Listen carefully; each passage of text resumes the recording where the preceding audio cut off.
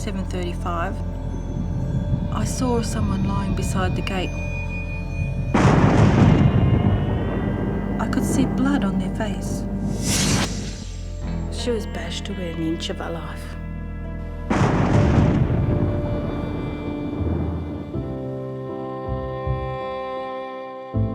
Her name was Penny Mayhill, 20 years old. The daughter of Jeanette and Felix.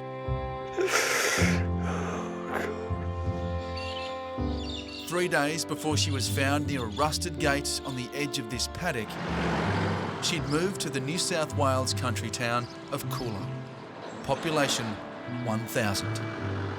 A town where everyone knows everyone else's business.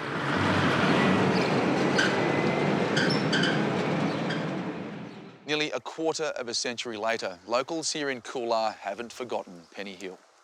And like you'd expect in a small town, everyone has a theory about who bashed the life out of her. What we do know is that solving this mystery is close, closer than ever. Never said a bad word about anybody. So a kind heart. Kind heart, that's the word. Penny was born on Christmas Day in 1970. It's a pretty good Christmas present. Was. And who was she like? You or Felix? Felix. Yeah? Looked like a father. She really loved kids. She daddy's little girl? Yeah. Yeah. Yeah. What were your dreams for Penny? To have a happy life, grow up, go to work. Penny studied to be a nanny for 6 months in Tamworth, returned home to Narrabri and began applying for jobs. What drew you to her? What got you in? She was innocent to the ways of the world, maybe. And just trusted everybody until, maybe whether they didn't get along or whatever, just didn't judge anyone, Did she trust a bit too much? It's very possible. Shane Williams was Penny's boyfriend. They'd been going out for 3 weeks when she got a job as a live-in nanny in the town of Coolah. What was your reaction when she said, "I've got a job in Coolah"? I was happy for her, I guess. If she's got a job there, she's trained as a nanny and went to do her job as a nanny. Yeah.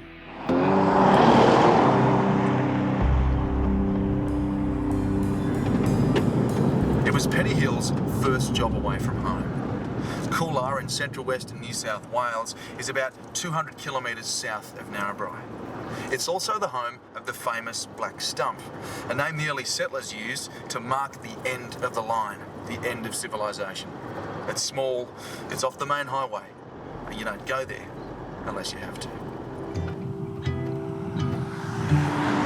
Good morning, my dear. It's time to wake up and move out of here. You see, everything must go. Let's hit the road. Penny arrived in Coolah on Friday, July 5, 1991. She moved into room 14 of the Black Stump Motel. The owners, Colin and Barbara Bagent, had hired her to look after their 3 boys. Penny spent her first full day in town looking after the children. Then on Sunday, her day off, she walked just up the street to the Coolah Valley Hotel. She drank lemon squash and met a few of the pub regulars. She spent the time, socialising with the locals and playing darts.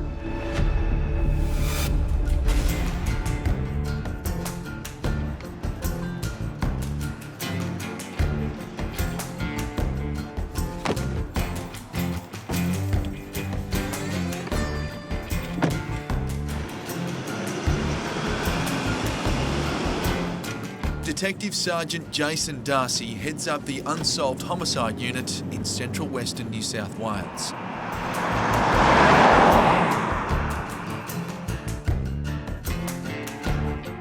It's a big beat.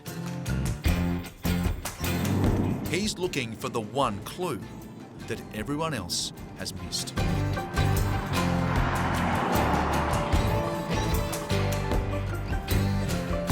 So Jason, she's come back from the pub Yep. to the motel. Yep. She's been up the hotel playing darts, made a phone call to her boyfriend. She's come back to her room, number 14, where she has a shower. From there, she's gone across to the dining area of the motel, made herself some dinner. Yep. And brought that back to the motel. At about 9 p.m, she walked from her room to reception to take a phone call from her boyfriend, Shane. He says she was feeling down after a run-in with motel owner Barbara Bagent. I just sort of encouraged her and said, well, you know, these things happen, you'll learn as you go along. After the call, Penny returned to her room. 11 hours later, less than a kilometre from the motel, the morning sun revealed the horror of what had happened to Penny that night. And this is where Penny was found the next morning. No one can explain what happened in those hours between the motel and here. It was as if she'd fallen from the sky.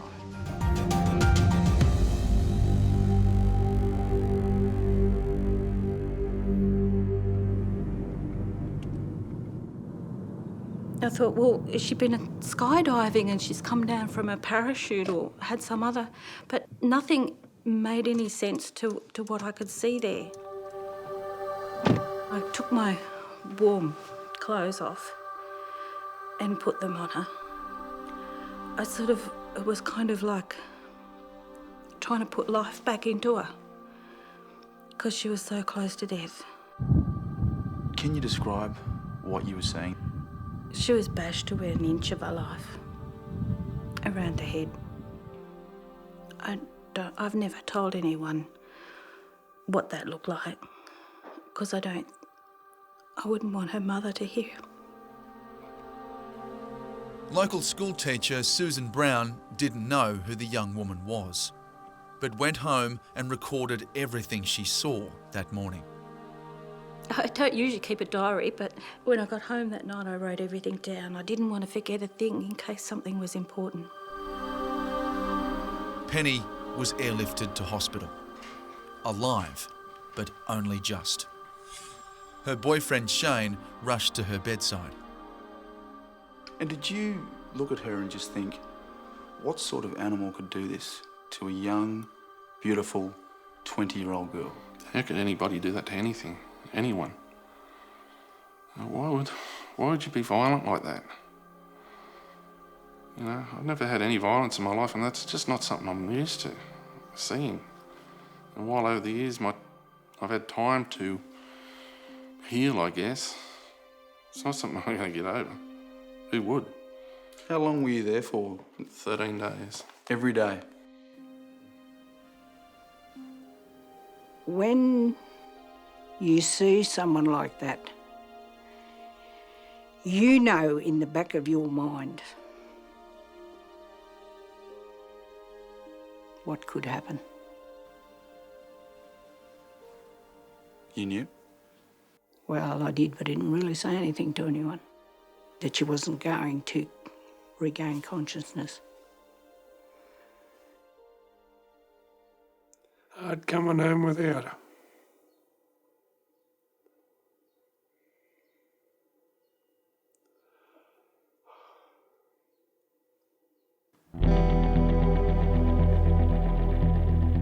Police went to the Black Stump Motel, room 14. There was no sign of a forced entry or a struggle, but the toilet seat was up, a clue that a man had been in the room. Early on, the main suspect was motel owner Colin Bagent. At the time, he gave an interview. We had nothing to do with it. May God strike my children dead, not a thing to do with it.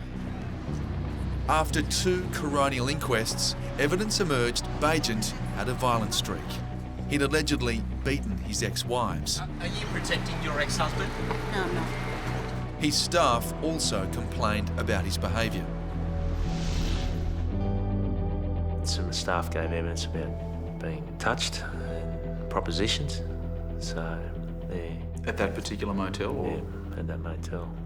The night Penny was bashed, Bagent had returned from a hunting trip just after 10 p.m.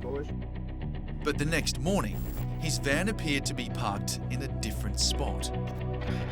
We had nothing to do with it. Who killed Penny Hill? I don't know. If I knew, I would tell. I don't know. We wanted to speak to Bagent, and he answered the phone. Hello, Mr. Bagent. It's Alex Cullen from the Sunday Night program. Hello? Hello? Hello? Oh.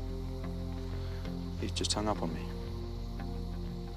This man does not want to talk to us.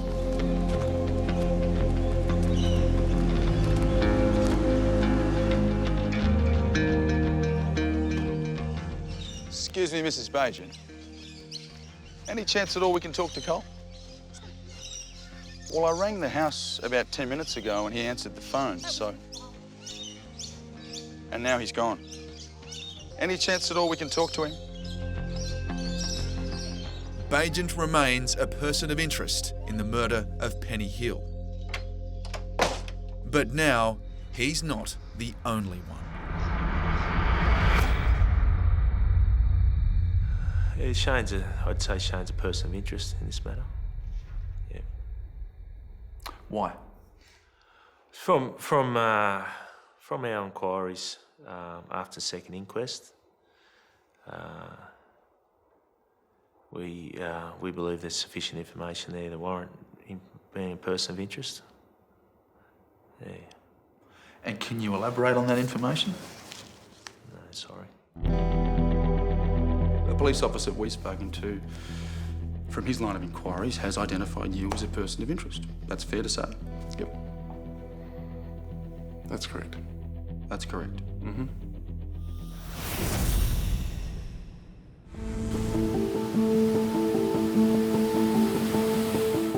These days, Shane Williams lives on the New South Wales North Coast. Back in 1991, he'd been Penny Hill's boyfriend for just 3 weeks, when she was bashed and left for dead by the side of a road on the outskirts of Coolah. She'd spent the day before, a Sunday, at the local pub, and had just started working as a nanny at the nearby Black Stump Motel. Shane says he was here in Armidale, 286 kilometres northeast of Coolah. It's about a 3-hour drive. You could drive there in a night and back. You could, yeah. Quite easily. Yeah. Shane told police that he knew Penny had been to the pub and had met some locals. Were you worried that you was hanging around with these types, these guys? Were you jealous? Well, generally, no. I didn't think I had too much to worry about, to be honest. She did say something about not cheating on me or whatever, but she said I'd never do that to you, and I thought, well, that's okay, I trust you. It's about all. Did you really trust her? Yeah. Really? Well, as much as what you could trust somebody. I mean, if she did, you know, if there's some reason that I couldn't trust her, what could I do about it, you know? Really nothing. According to a statement Shane made to police at the time, he'd called Penny about 9 o'clock that Sunday night. She told him her room number and exactly where it was in the motel.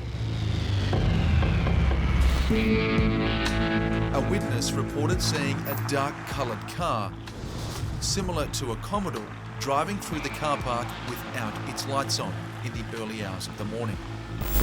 In the new investigation, police looked at other cars with a similar shape, including the type Shane owned, a dark blue Datsun Stanza. Could it have been mistaken for your Datsun Stanza? Oh, geez, you'd have to be half blind. But no, Well, I wouldn't. I couldn't see how. There's a vast difference between a big 6-cylinder compared to a small 4-cylinder, half the size almost. Blind Freddie and his dog could tell the difference between them. And can people vouch for Shane's whereabouts that night? His parents and his brothers. So he was at Armadale that night. Shane still maintains he was nowhere near Coolah on the night Penny was bashed. At the time, he said he was in Armadale, went to church in the early evening and went home to his parents' house. Now, he's not sure precisely where he was. And did anyone see you come home? You were living with your parents that night. Yeah, well, 9 o'clock, everyone was probably still up, but yeah. Memory evades me for that length of time. I know I was in Armadale and its districts, I should say. Whether I was at a church meeting, at home in bed, watching a movie, doing a bit of a hike around the bush on a property that I had access to at the time, although at 9 o'clock at night I doubt that very much. Yeah, I'm sorry, I just can't remember specifically where I was. Where were you 35 years ago? It was 24 years ago. No, but can you remember 35 years ago? Can you remember 10 years ago? And a different date, I'll give you a date. Shane, this is the night that the girl you loved... I know, it's significant, was but yeah, bashed to death. I can't tell you where I was. To be honest, I know I was within the Armadale district, that's all. But yeah, look, I have nothing to do with her death at all in any way. If I did, I wouldn't be here now. I really wouldn't be staring into your eyes telling you that. I can understand you asking those questions. I can appreciate people asking me those questions. I understand what it seems like. But I'm not a violent person in any way. Did you bash Penny Hill? No, I had no involvement in her death in any way or form, and at that period of time I had never been to Coolah. Did you kill Penny Hill? I had no involvement in her death in any way or form. Never harmed her, never physically harmed her. Had no involvement in any way. Today's police work is being hampered by old police work. Original investigators found a letter Penny had written to Shane dated the morning she was found. It was torn up and thrown in a bin in her motel room. But it was lost by police. Its contents weren't recorded. What they do have are Penny's clothes that contain minute traces of male DNA, and new police tools may soon be able to crack that identity.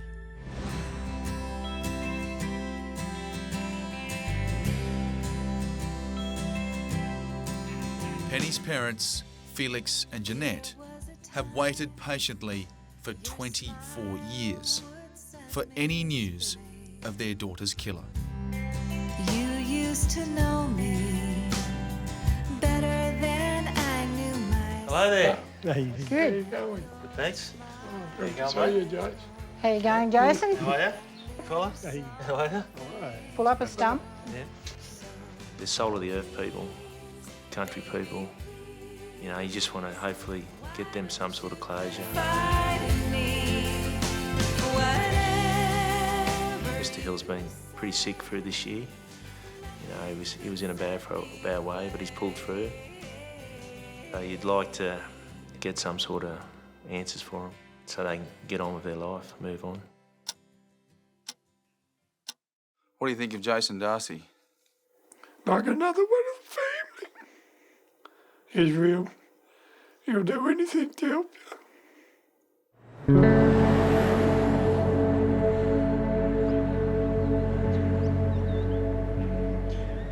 Well, all I can say, whoever it is and whoever has done it, I think it's time they come forward to give us a little bit of peace in life.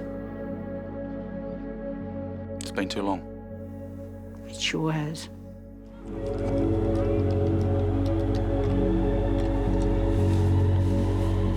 For Susan Brown, who found Penny that day, justice is taking far too long. Whoever did this, they've had 24 Christmases, 24 birthdays, 24 New Years. So whoever did it really doesn't deserve any of that. And if there's anybody who is protecting them or has given a false alibi, or they're just protecting lowlife. 24 years. And they come to the wrong person. How do you think you'd feel? Really? So, Well- yeah, not happy chappy. Not at all. Clearly, I can tell. Yeah. You admit it's a pretty bad look, though. You can't remember where you were that night. Yeah, but anyone else out there, if you can remember where you were 24 years ago without any specific thing happening, you've got a better memory than anybody. This was a significant event in your life. It was. It was also 24 years ago. Well, I'll ask you this then. What do you say to the person who did this?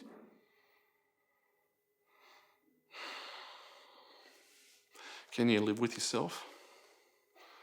Is it time for you to come forward? How many years has it been? Is it still playing on your mind? Why did you do it at that time of night? Do you really give a damn or not? How could you not? It's time to come forward. They're still living with this. Well, they'd have to be. They're still leading a life when another one's been cut short at 20 years old. That'd be tough to live with, wouldn't it? It would be, yeah. Oh, well. How would that person sleep at night? Don't know. Really. Really don't know. Shane, I think we're done. Mm-hmm. Unless there's anything else you want to say. There's nothing I can say. This is the story. This is the way it is at the moment. And just hope that they can actually get up, look in the right direction. So I tell you what, when the person's found, nothing's going to point my way. You're sure of that?